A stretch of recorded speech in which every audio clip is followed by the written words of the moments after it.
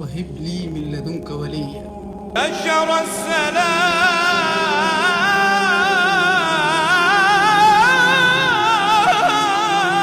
على البرية كلها وأعاد فيها الأمن بعد زواله. سيدنا زكريا بيدعي ربنا بيقول لي وهب لي من لدنك وليا يرثني ويرث من آل يعقوب واجعله ربي رضيا. هو بيقول كده، بيدعي بيقول كده، يا دوب بيتكلم مع ربنا سبحانه وتعالى، بيدعي راجل بيدعي.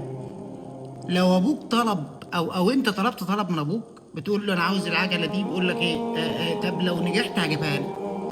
لو طلبت طلب من امك بتقول لها انا عاوز النهارده تعملي لي، تقول لك لو جيت بدري هعملها لك. لو من زوجتك انا عاوزك لو جيت مش عارف ايه هجيبها لك، لو جبت لي مش عارف ايه هجيب. كل البشر وكل الناس وكل العالم اللي في الدنيا لازم مقابل للشيء. اما سيدنا زكريا طلب من ربنا سبحانه وتعالى، بيقول هو القرآن قال كده، طالب ولد صالح يرثني ويرث من آل يعقوب، وفي الآخر اجعله ربي رب. هو عاوز ولد صالح. هو الراجل صبر وقعد وبقى امرأته بقت عاقر وكبر في السن، فعاوز ولد صالح.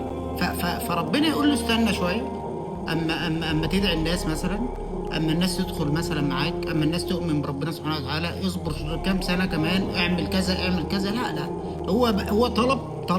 بصوا بقول لك اما تيجي تطلب من حد حاجه، اما تحترمه يديها لك. ده نبي. فقد ايه هو بطريقته ووقاره وبايمانه بربنا سبحانه وتعالى طلب، وطلب باحترام ربنا سبحانه وتعالى، طلب زي كده. ربنا ما قالوش مثلا اي شيء، ما قالوش اصبر. كان لو قال له مثلا بعد كذا كان القران نص على كده، ولكن ربنا قال ايه في الايه اللي بعدها على طول؟ يا زكريا انا نبشرك بغلام اسمه يحيى.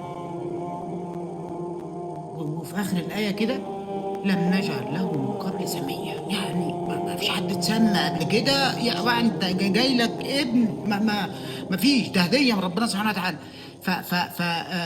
اي بني ادم في الدنيا او اي شخص في الدنيا او اي حد في التاريخ بيدينا حاجه بياخد الا الدين. الشيخ اما بيجي بيدينا درس في الجامع وبيقرا في الجامع وبيعمل، سيبك بقى من الايام اللي احنا فيها دي، الشيخ اللي بيجي ياخد 100,000، والشيخ اللي بيجي ياخد مش عارف ايه، والشيخ اللي بتجيبه طياره، والشيخ اللي بيجي مش عارف على حماره، والشيخ اللي بيجي. الناس دي مش انا بكلمك عن الناس المؤمنه ايمان صادق لربنا سبحانه وتعالى، الناس اللي القران دخل قلوبهم، اتزرع وشجر ونبت وكبر جوه. الناس اللي مش عاوزه اي شيء غير ان القران ده يثبت جوه. الناس اللي القران ده اما دخل جوه طهرهم وطهر دماغهم وطهر جسمهم وطهر كل شيء. الناس البركه، الناس اللي فعلا حبها ربنا سبحانه وتعالى وحبها لكتاب الله وحفظها لكتاب الله فعلا لله وحده لا شريك له. اما القران الكريم نص على كده، وسيدنا زكريا طلب من ربنا سبحانه وتعالى وربنا اهداله. ربنا ما اجلوش، ربنا ما ادالوش مهله، ربنا ما طلبش مقابل. ده ربنا سبحانه وتعالى، ربنا ما طلبش مقابل، ربنا ما قالوش استنى لا، على طول يا زكريا كذا. فانا اما باجي انصحك النهارده اقول لحضرتك اما تيجي تدعي ربنا سبحانه وتعالى تعشم يا راجل، كراجل اطلب بقلب قد كده وعين قد كده. ده ربك، انت بتطلب. انت لو بتطلب من ابوك بتتحرج، لو بتطلب من مديرك في الشغل بتتحرج وتتكسف وتقول، وممكن يرفضك وممكن يقول لك اعمل كذا مقابل. ده ربك، ربنا سبحانه وتعالى ما عندوش اطلب وادعي ولح على ربنا سبحانه وتعالى. اما تلح على ربنا سبحانه وتعالى ان شاء رب العالمين هي ده حاجتك.